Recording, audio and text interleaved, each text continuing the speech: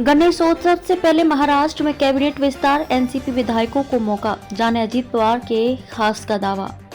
NCP सांसद और अजीत पवार गुट के प्रदेश अध्यक्ष सुनील तटकरे ने बड़ा दावा किया है। उन्होंने कहा कि महाराष्ट्र मंत्रिमंडल का विस्तार गणेशोत्सव की शुरुआत में किया जाएगा। इस मंत्रिमंडल विस्तार में एनसीपी विधायकों को जिला संरक्षक मंत्री विभाग आवंटित किए जाएंगे। उन्होंने कहा कि मुख्यमंत्री एकनाथ शिंदे और उनके दो डेप्यूटी अजीत पवार और देवेंद्र फडणवीस इस संबंध में निर्णय लेंगे।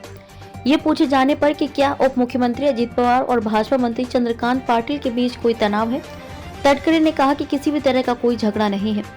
रायगढ़ के सांसद ने कहा कि एनसीपी में हर कोई चाहता है कि अजीत पवार मुख्यमंत्री बने। उन्होंने कहा कि ये हमारा सपना है कि वह मुख्यमंत्री बने, लेकिन हम यथार्थवादी हैं और जल्दबाजी में नहीं हैं।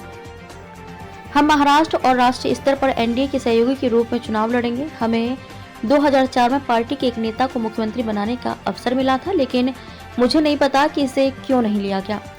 शिवसेना की तरह आयोग एनसीपी के लिए भी करेगा फैसला। तटकरे ने विश्वास व्यक्त किया कि भारत का चुनाव आयोग ईसीआई जैसे शिवसेना के मामले में किया, वैसे ही अजीत गुट को असली एनसीपी के रूप में मान्यता देगा।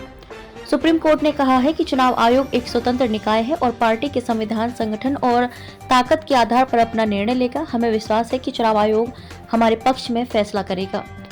अजीत पवार ने फिर शरद पवार पर साधा निशाना। इधर अजीत पवार ने दावा किया है कि एनसीपी के सभी विधायकों ने शरद पवार को पत्र लिखकर उक्त वक्त सरकार में शामिल होने का आग्रह किया था, जब उद्धव ठाकरे की अगुवाई वाली सरकार जाने वाली थी।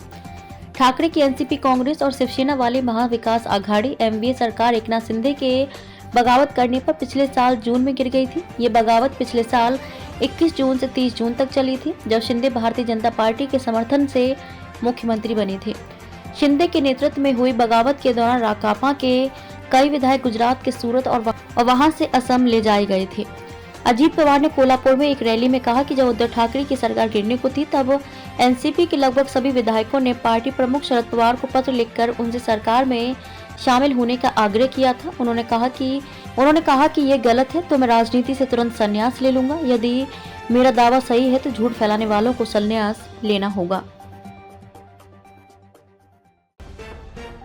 क्या आप अपने कपड़ों और बर्तनों पर सख्त दाग और गंदगी से जूझते हुए थक गए हैं? तो आज ही अपनाएं घोड़ा वाले ultra active wash detergent powder, cake और डिश वॉशर बार। आपके सभी कपड़ों और बर्तनों की सफाई के लिए एकमात्र समाधान। हमारा नया 2x पावर फॉर्मूला कपड़ों पर लगे सबसे जिद्दी दाग को जड़ से निकाले, साथ ही कपड़ों को रखे चमकदार और खुशबूदार। अब पाएं हर 1 किलो डिटर्जेंट पाउडर के साथ एक 10 रुपए का डिटर्जेंट केक मुफ्त।